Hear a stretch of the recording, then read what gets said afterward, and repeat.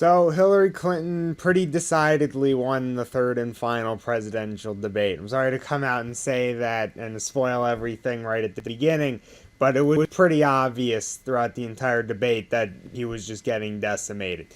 And instead of really just talking about like every single reason why he won, there was a particular moment I want to talk about that I feel kind of just encapsulates exactly why he lost. Secretary Clinton, I want to clear up your position on this issue because in a speech you gave to a Brazilian bank for which you were paid $225,000, we've learned from the WikiLeaks that you said this, and I want to quote, "My dream is a hemispheric common market with open trade and open borders." So that's the question. That's the question. Please quiet, everybody.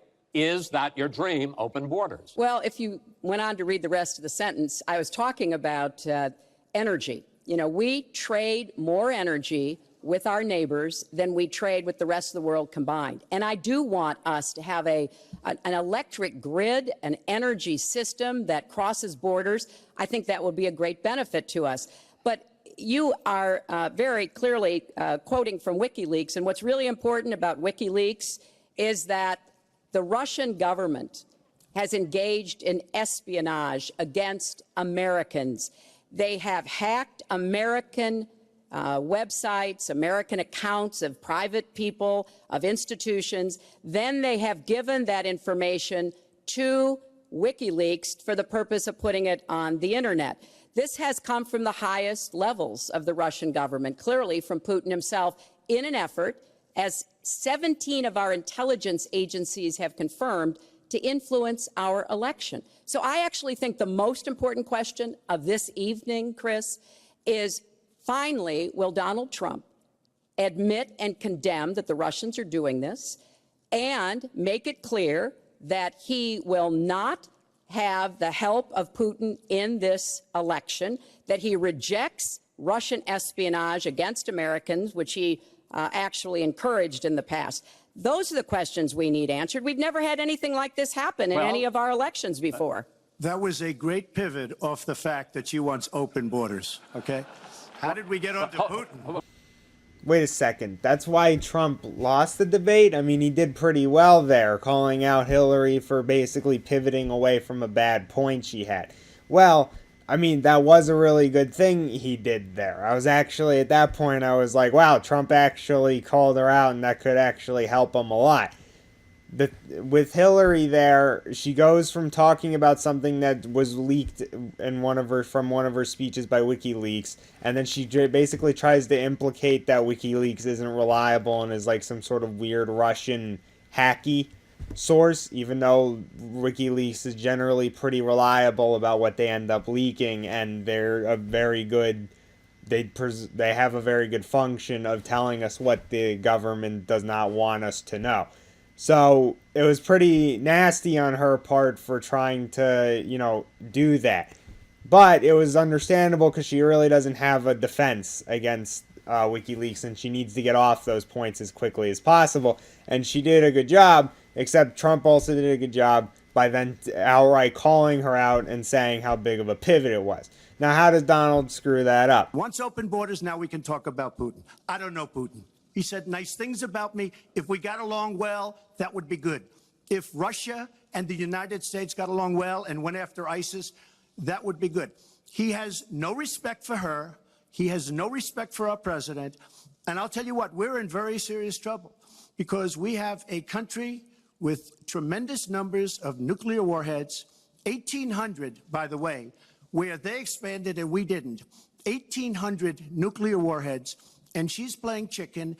Look, Putin, from everything I see, has no respect for this person. Well, that's because he'd rather have a puppet as president of the United States. No puppet.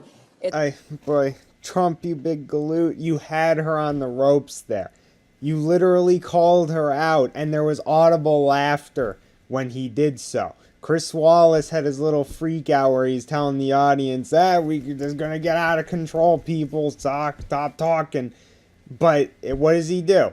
No, let's talk about Putin. No, let's not talk about Putin because you literally had her on a point that she couldn't defend, and then you yourself moved away from the subject. And then you talk about it in such a way that you brought it right back around. You turned what was supposed to be an offensive tactic for you into being able to give Hillary stuff to say that puts you back on the defensive. Putin doesn't respect her. Well, that's because Putin likes a puppet. No, no, no, no puppet. Like, why? I don't understand what his logic is.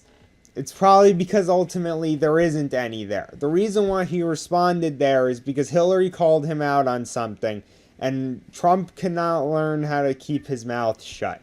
He can't learn how to just zippity doo dah it and just lets Hillary kind of kill herself off in these debates. Because a lot of this stuff that's coming out should be damning to Hillary. But it's not, because Trump either says something that himself ends up covering it up. You know, we have the whole Pussygate thing. But even aside from that, when they're just talking about stuff in actual debates, he can't control himself to stop falling for these traps. The whole point of the Putin was for her to get Trump to start talking about Putin instead of WikiLeaks. And then he did it. He acknowledged that that was the trap, but then he fell for it anyways. So this is why Trump lost the debate, because the entire debate was just this. It was Trump says something, Hillary's put on the defensive about something, and then she lays a trap for him, bam, hook, line, and sinker. So, and that was the entire night. Trump could just not get a break. He couldn't keep his mouth shut, and that's why he's going to lose this election. And pretty horribly at that, against a candidate who should be very beatable. I mean, they're both very beatable, but yeah, that's the point, is that they're both very beatable. Hillary is very beatable, and Trump just cannot keep it together.